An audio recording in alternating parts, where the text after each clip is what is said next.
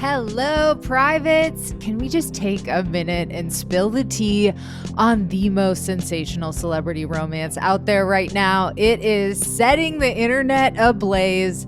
That's right. We are living in a Taylor Swift and Travis Kelce world right now. And I am sure you have definitely heard of this. And you, like me, might be obsessed. And this whirlwind romance keeps getting better because our girl Taylor Swift just won a Grammy for Album of the Year. And now her boyfriend, NFL heartthrob Travis Kelce, is gearing up for the Super Bowl this weekend with the Kansas City Chiefs. You better believe I'm going to be on the edge of my seat watching along with everyone else who's obsessed with football and or this romance. Could it be the most watched Super Bowl ever? I think it could be. That is my prediction. And some of us are probably not so secretly hoping for a swoon-worthy proposal during halftime. But personally, I don't think Taylor would try to pull focus from Travis during his big moment, right? But we all have our hunches about their romance. I have bonded with so many people that are also following this romance, and everyone has their own take. In fact, this love saga has become so colossal that even the go-to sportsbook, MyBookie, is offering all sorts of bets on Taylor and Travis and their love adventure. So if you are a devoted Swiftie and you have been glued to every moment of this romance, guess what? You can actually cash in on the Super Bowl festivities at MyBookie and make a few bucks predicting the most adorable details. Like, is Taylor going to give Travis a hug? Or is she going to be rocking a matching sweater with Brittany Mahomes? Is her hair going to be up or down? Is she going to be wearing her signature red lipstick? MyBookie is the one-stop shop for everything Taylor Swift related during Super Bowl weekend. MyBookie has over 30 pregame prop bets centered around Taylor. So while you are enjoying the Super Bowl spectacle this weekend, you know exactly what to bet on. And I'm going to guess it's going to make the Super Bowl a little bit more fun to have a little skin in the game. Or you can tell your boo that he should place a few extra bets on the Love Super Bowl. So bet on the Taylor and Travis love saga this weekend at mybookie.com. You were listening to a Pleasure podcast. For more from our Sex Podcast Collective, visit pleasurepodcasts.com.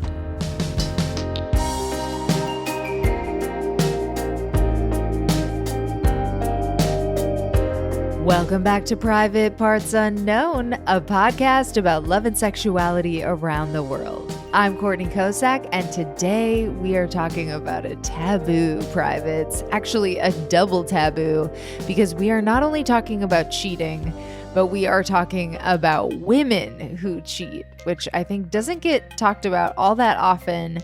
And in the Good Wife study, nearly 92% of respondents said that they thought women are judged more harshly than men for infidelity. So that is a very interesting statistic to keep in mind as we kick off a 3-part series. It is Why Women Cheat underneath Ashley Madison and Female Infidelity. This is actually from the archives. We first recorded these interviews a couple years ago, back when Sophia was co-hosting the show, and it is one of my all-time favorite series. So I thought I would freshen it up, put it back on the feed. And this time we are going to dive more into the findings of the Good Wife study. But first, in today's episode, we are going to talk to Nikki. Nikki is a wife and a mom and an executive, and she gets her rocks off on Ashley Madison. She does her extracurriculars there. So we are going to hear about the nuances of her and her situation. And then in the next episode, we are going to talk to Paul, who is the Chief Strategy Officer at Ashley Madison. And then in the final episode of the series, we are talking to Isabella, who is on the Ashley Madison communications team, and she co-authored the Good Wife study. And again, we're going to dive a little more into the findings of that. And yeah, at the very least, I feel like talking about affairs is titillating, and it actually is also very illuminating about all kinds of things like desire, our willingness to communicate about pleasure, the allure of illicitness and danger and just so much more. And it all makes for a really interesting stew when it comes to this conversation. Now, I am not condoning cheating. I actually have never cheated myself on a partner, like sexually, romantically, but I understand the allure. I very much get why some people do, and I'm very curious about the psychology of it. So without further ado, let's dive into our conversation with Nikki. I am super excited to have this conversation. I actually signed up for Ashley Madison when I was single, just like, I need some stable dick. And I wound up messaging with a dude and not going through with it, but I am intrigued and I cannot wait to hear about your experience. So give a little bit. I know you're staying anonymous, you're going by Nikki, but tell us like a little bit about you, where you live, and your relationship situation going into this. Sure. Well, I am an executive Ooh. and married for 12 years in the DC area, and just decided to do more than dip my toe into the world of having an affair. Had you previously dipped your toe in, and what was that experience? No. Never? Have you always been in monogamous relationships? Yes, always. And was your marriage your first really long relationship, or were you like a chronic long-term relationship person? Chronic long-term relationship person. Met my husband when I was 22, got married when I was 27. Now I'm knocking on 40, and I'm not the same girl I was back then. When did you feel the itch? When did you start to be like, I want to explore this, or like something besides my husband is turning me on? Probably about 3 years ago, at which point I first talked to my husband. And I said, I'm feeling like this. I'd like to do that. And honestly, he really wasn't into it. And to kind of go out on a limb and say, I want to do this different, or I kind of like you to do this, and to not have that happen, it's like super rejection. Mm-hmm. Yeah, it's not something you ever want to bring up again. So then you are caught up in something that doesn't really serve your needs, but you don't really want to change your situation. So do you go without, or do you go with and take advantage of the short life that you have? I love that because you're anonymous, we're staring at your titties right now, and it just seems perfect. Honestly, I was like, can we make all of the people we interviewed just do this? Faces are highly overrated, but this great rack. I mean, thank you. And I don't have any makeup on. I just got a Brazilian. I'm just not in the mood for my face really on camera. No, I'm feeling it. Okay, so yes or no, do you love your husband? Yes. In the way that you thought you would love your husband, in your like girlhood fantasies? Like when I was 22. Yeah. Yeah, I love my husband. He's my best friend. He's my family. But I don't feel that like I want to rip your clothes off and just fuck all night type of feeling. Mainly because of that rejection, right? Like I asked him point blank, I want you to pull my hair and I want you to spank me really hard and I want your hands around my throat. He looked at me like I had two heads. I'm like, or not. Okay. You're speaking mine and Courtney's language, honestly. Yeah. I'm like, yeah, and He's that's like, the no, standard. how about I keep politely fucking you missionary style till the end of time? He's like in sickness and health and monotony. The one thing I will not do is throw any variation into our sex routine. Honestly, it's like stunning my sexual potential because I give amazing head, But he can really only like take so much of it. And I'm like, but wait, I've got more. No, let's just get down to it. I'm like, okay. So completely unmatched sex drives. Yes. And then, okay, so how did you find out about the site? What were your initial experiences? Listen, do not make fun of me. But Never. This is a safe space. With titties I- like that, you're safe from any type of ridicule. Thanks, girl. I actually Googled how to have a secret affair. You precious angel.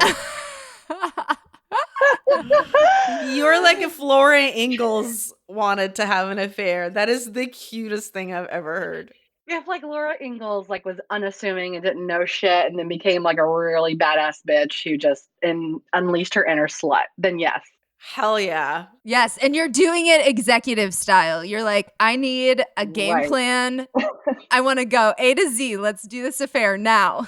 Right. So let me recoup some of my street cred. I didn't know anything, right? I never did this before. I'm like, okay, I'm gonna use a fake name. By the way, like this is my profile photo. Which strangely enough gets Successful, probably. super successful. Unfortunately attracts a massive quantity of dick pics, which I'm not interested in, but I'll get to that. So I didn't really know what I was doing, but I didn't want to fuck it up. I wanted it to be worth it and I wanted it to be really good because I am not here to waste my time. So I would say over the course of the first 2, 3 months, I talked to more than 100 men, 100 Ooh. on the surface attractive men. But I had 5 criteria: chemistry, attraction, communication, follow up, and realness. Because come on, there are so many creepy guys out there who think they're like Captain America and they're not.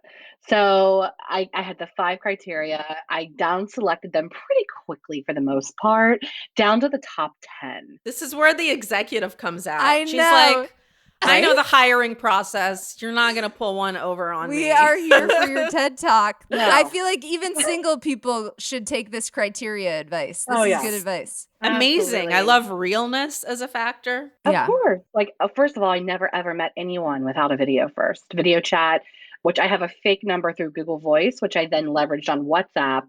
So my WhatsApp and my Google Voice cannot be traced back to me, but I can video chat with you one on one to make sure that face that you showed me on that hot body is actually you. So anyway, I met all 10 of these men in person, one on one, some for coffee, some for cocktails, some in the park, and they were all super hot, super dateable. But Ooh. still, like the inner Laurel Ingalls was like, I can't fuck them all. I only made out with 3 of them, which I Okay. think is conservative. It is really conservative. And I only fucked one to begin with. Okay. But he like popped that affair cherry hard. He was so good to me. He was super fucking hot, but also and like really alpha, but not a dick. And extremely generous and kind. Just made me feel like I was the hottest thing that had ever graced the planet. And believe me, like I'm a real girl with like all the like I'm not a snack, I'm like the whole meal, right? And he was so good to me and he made me feel like, man, I am fucking great at having an affair. I'm gonna keep doing it. So we're still friends, right? I still see him. I'm gonna see him this week, which is why I just got a Brazilian. But yeah, it just like really amped me up and I just felt so powerful. Not in like it went to my head kind of way, but it made me more confident in a very, very cool way. Ooh. My question is this. Do you have like a line where you're like, oh, okay, now this like infatuation or whatever, I could see it going somewhere else. Like I need to cap it. Or you're like, I'm up for all of this. I'm totally chill with whatever happens. Or are you a little bit worried that it could on some way like impinge on your relationship with your husband? Oh, that's such a good question. So with this particular guy, we'll call him D. No, our vibe is so cool. Like I'm not in love with him, he's not in love with me, but we know what each other needs and we're really good at it. There have been others. There's a guy, we'll call him B, and we had a really intense connection. And in probably 6 weeks that we were kind of seeing each other, he wanted to leave his wife and his kids. And I'm like, oh my God, No. Cannot.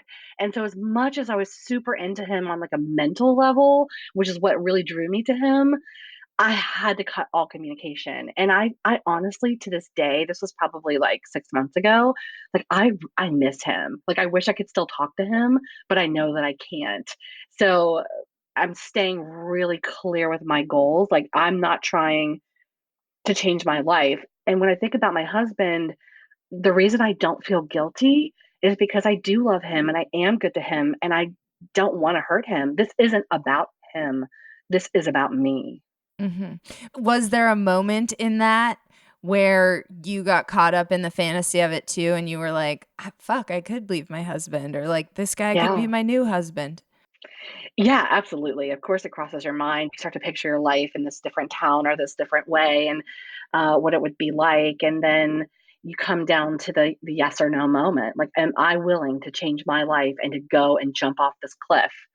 And the answer is always no, or it has been to date. I mean, you never know. But Yeah, you never know. If you switch places with your husband, how would you feel if, say, you were someone for whom this wasn't a priority and like you love your partner and then you find out that like they've been having an affair? Do you think that your reaction to it would be different from him just because of like what your guys' like interests and like kind of sexual, I guess, Identities are. yeah. no, I would be just as pissed. And a matter of fact, we were in the grocery store and this woman, literally, I fucked him right in front of me. And I wanted to like ram this fucking watermelon down her throat because how dare she look at my husband like that? And I realized how hypocritical that sounds, but I'm only human and this is a 100% have my cake and eat it too. So I'm not expecting like, oh, I'll be cool and low key if the shoe was on the other foot. Fuck no. Are you kidding? Like all the knife emojis and the coffin. What? Okay, so let's follow that a little further. What if this hypothetical was real and you discovered that your husband was cheating on you? Would you want to stay in the relationship or would you be tempted to leave? Would that change how you feel about your dynamic? Because you're saying it doesn't affect how you feel about your husband. It's not about him. Would you feel that way if it was about you? I've thought about this. And at the end of the day, I would then have a real choice because that would be a just cause on the other side of it, right? To make a life changing decision. Mm-hmm. No matter what, he will always be my family. I mean, we've been together for almost 18 years. We're family, no matter what, good, bad, or indifferent. But we also have a child. And so for that reason, your selfishness gets ended at some point because, do you want to fuck up this kid's life and be selfish and take away everything that they love and know and appreciate? Or, are you going to like come back down to earth and make it work? And you don't know what the answer would be? I don't. I feel I don't. I really don't. It wouldn't come down to he and I in a marriage. It would then become a mother issue. It would become like I don't want to have to split time away from my child because of these other choices.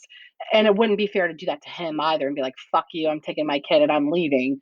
That wouldn't be the right thing for us either. So that's the sticking point, and that's the thing I cannot answer. And I've really thought about it because I don't know. I think my husband is the love of my life, but I could meet someone else, 3 years from now that could be also the love of my life. And, what do you do in that moment? So I think that that's a big struggle that many, many, many couples. I know the people that I talk to on a daily basis, they don't want to change the situation, but they're not getting sex at home, or they don't love their spouse anymore, but they have children and they don't want to change anything. It's such a common thread that really ties people in this lifestyle together more than you would think. The kid thing? Absolutely. Did it change your sex life initially when you had kids? Um, what changed was me and I swear like the hormones like did something to me. I just became needier and like sexier and sluttier, and he didn't. And in all the good ways, like I own that inner slut. I love her. She gives me so much joy. So I don't want it to sound like I'm talking down about sluttiness, because that's not it at all. No, we're very pro slut, pro hoe, Yeah. pro I everything love on the it. podcast. Yeah. That's amazing. Ever downloaded a dating app and thought, can I just be honest about what I want?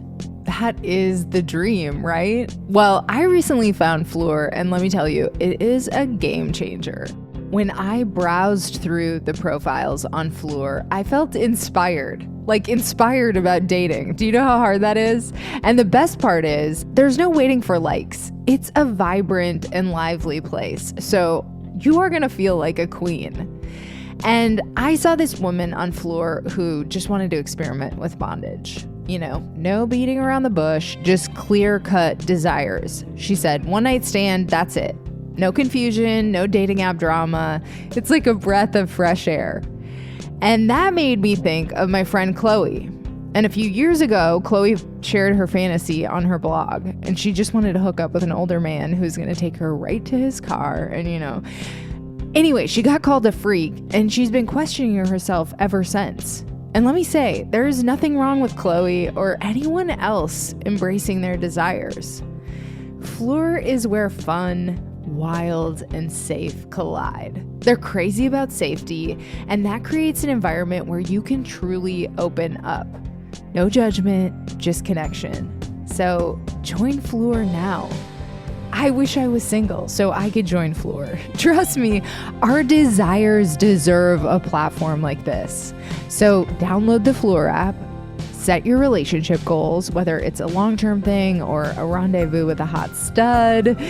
Just be real about it. Be shamelessly you, and I promise you're gonna have a blast on Fleur. I mean, I wonder about like the fragility of pursuing this lifestyle in terms of like, yes, you don't want to get discovered, but also like, to me, in my mind, it would be so much easier to have an affair in the olden days where people can't just like look you up and like find you on every platform. How do you stay like safe? Like, how do you trust someone enough to get involved with them to know that there isn't going to be a moment where they can like fuck your whole life up? Yeah, absolutely. No one ever knows my real identity unless I know them. Verifiable, like on social, there's like only two people, two people who actually know who I really am, and I know who they really are. So it's like, if you're going to tank my life, I'm going to tank yours. But also, we have such a good relationship that it wouldn't get to that point. And that's a massive part of the screening process, right? If I don't feel like I can trust you, then we cannot fuck. Casual sex is not the goal. I could take care of myself. I could fuck myself. That's not what this is about. Like, this is about connection and intensity and emotion and really living out a part of your life that you're not able to at home. And so that guy D that busted your affair cherry, you guys are on the same wavelength about all that stuff? Oh, yeah, absolutely. Like, we turn our phones into airplane mode. We never play in our own backyard. We use different hotels, never the same. And we have each other's back. Like, if we saw each other in public, we would lie for each other in a heartbeat. Yeah, I guess it just seems so like it's scary to trust people in a relationship in general. And it's like, okay, you did that. You got married. You have someone that you trust enough to like raise a kid and have like a life with. And then like you're allowing someone into the like very precious, you know, ecosystem of your life, and you're like trusting that they will only bring you the joy and like passion and love that you're missing and nothing else. And I think there's something like beautifully vulnerable about it. Does it make you feel like a different kind of like excited and raw and almost like being young again? It does. Not to say that, by the way, our 30s is old. I'm in my 30s too. I'm saying like the first time you're having those like hardcore feelings. Yeah, when I have those feelings, it's like I wanted them to know who I was. I wanted that like bond to know, like, you know, this slutty side of me, but you also know the real side of me, the real professional, the real social person, like, you know. And the thing about me is, and this is not to sound like I'm some big deal because I'm not, but there is a lot of information about me as an executive and what I do professionally readily available on at least the first 10 pages of Google. And so if anyone would find out who I am, you could find out everything. So it's like if you're going to know one thing, you're going to know it all. And that's the scariest thing. So for a long time, I was really private. And then for these two people, I opened up to them and it made it so much better. And I really prefer it that way, but I know that it can't happen with everyone. Is there a part of you that wishes like you and your husband could just be in an open relationship? I know that rejection probably like stifled the whole thing, but do you find yourself wishing you could just date other people and be open about it? Or is part of it the eroticism of like the forbidden? Yeah, it's like I don't really care for him to know this side of me, especially Ah. having been that, having had that initial rejection. Also, though, like I said, I own my selfishness. I'm not willing to allow him to do this to me because I'm way too sensitive about it, and although I know he would too, like I work so hard to make sure that he never ever knows. And in my mind, I believe he won't. I kind of love that. Yeah, this has been a really fascinating look behind the curtain because I think you always like get an idea in your head about what you think someone who might use the site is, but I don't think people even think that there's real women on there Yeah. who specifically do want this lifestyle. There are a lot of women looking to be paid. There are a lot of men pretending to be women to try to like elicit some kind of lesbian attraction to get women to talk to them, which is so pathetic. But yeah, so for an attractive, real woman who will actually meet and have an affair, it is like a kid in a candy store. We're talking super hot doctors, lawyers, politicians, teachers, entrepreneurs, you name it. These are not just some guy in a bar somewhere. These are like high caliber, hot men that you would want to fuck. So you just had your pick of the litter and are still just having a blast with your spreadsheet and your 100 guys to pick from? Yeah, pretty much. I mean, with COVID, that obviously sucked, but it Oh, also yeah. bonded us, right? Like, so lots of like FaceTime or WhatsApp sex, sending nasty photos and dirty texting and, phone sex, basically anything you could get away with. But, in the past month, I've been able to get back to it. And so, I have met someone new, but I'm still, with D as well, and he encourages that. And we're also to the point now where we're able to share, I'd like to see you with another guy, or I'd like to invite another guy or another girl. And so now we're like really checking off that sexual bucket list, which is Oh, so hell yeah. fun. Get it. Get it. Yes. Okay. Well, first, I want you to rate your sex life before Ashley Madison, and then I rate your sex life today. Before Ashley Madison, my sex life was a 4. And that's me, like at my top potential, really doing all the work. After Ashley Madison, on a scale of 1 to 10, I'd say it's a 20. Damn, girl. It's a That's strong an endorsement. I mean, honestly, like I said, I'm just a real girl. There's nothing like unique. I'm not a fucking unicorn, but I know that I could pretty much fuck anybody I want. And that's such a cool feeling. Even in the boardroom, like I know what they're thinking when they're looking at me, and I know that I could own them if I wanted to. That's so fire. I recently started an OnlyFans and I was like, oh yeah, literally every man just wants to fuck all the Totally. women in their lives. This is crazy. Pretty much, yeah, absolutely. Well, I wish you the best on your sexual awakening, and I hope you get all those things on your sexual bucket list checked off. And if you ever want to come back and chat with us again, we'd be happy to get an update. Totally. I love that. Thank you both so much for having me. This was so fun. Thank you so much to Nikki for being so open and honest about this subject in particular. And shout out to Sophia. So fun to hear your voice again. And thank you for tuning into this episode of Private Parts Unknown. Stay tuned right here because I have got another sexy episode, another episode from this Why Women Cheat series coming your way next week. For the latest episodes, look down and make sure you're following us on your favorite podcast player now. On Spotify, it's like a bell button and a follow button. On most of the apps, it's like a follow or a subscribe. And to stay in touch between episodes, follow me at Courtney Kocak, that is Kocak, on Instagram and Twitter. And follow the show at Private Parts Unknown on Instagram and at Private Parts Un on Twitter. And hey, baby, I am shamelessly trying to hit the top 1% on OnlyFans always and forever. So if you are interested in a Playboy-style peek behind the podcast, you can subscribe to my OnlyFans account at onlyfans.com/CocoPeepShow. Again, that's onlyfans.com/CocoPeepShow. It is a very horny way to help support the show.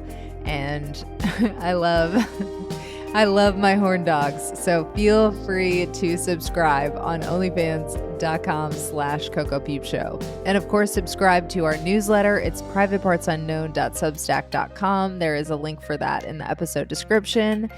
And subscribe to the Private Parts Unknown YouTube channel for the video version of a bunch of episodes. It's youtube.com/privatepartsunknown. That's youtube.com/privatepartsunknown. Even if you don't want to watch the video versions of the podcast, just subscribe over there because it really helps us out in the algorithm. And check out my other podcasts for more of my audio creations. I have The Bleeders about book writing and publishing, and Podcast Bestie, which is a best friend to podcasters trying to grow and monetize their shows. Shout out to Amy Rausch for the bomb-ass theme music. For more info about Amy and her music, check out amyrausch.com. That's Amy, RAASCH.com. This episode was mixed by my beloved audio guy, Michael Castaneda of Plastic Audio. And after enjoying this content, could we ask you for a quick favor? Just go to ratethispodcast.com/private and give us a 5-star rating and review. We are actually trying to hit some rating and review goals, and you can help us out with this. So if you are listening on Spotify, we currently have 136 ratings, and we are trying to get to 140. So if you are listening on Spotify, they actually moved some stuff around. So if you are on our page, you go to the 3 dots. It's like there's a preview, then the follow button, then the bell button, then a settings tool, and then the 3 dots. So click on the 3 dots and go to rate this show, and then just click all 5 stars. Thank you so much. And if you are listening on Apple Podcasts, whoop, whoop, whoop. I so appreciate you because we just hit 280 ratings, which was a goal of ours.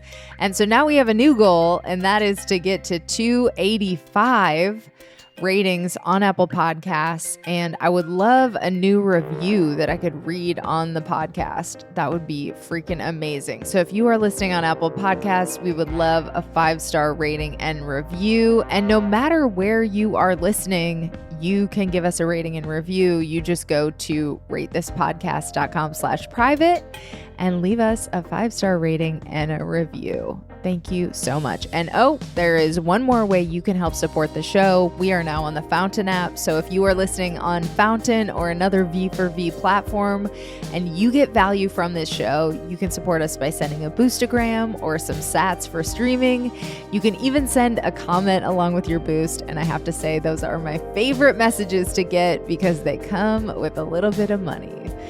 Thank you so much for sticking with me until the end. Until next time, stay curious and keep exploring. Love you, privates.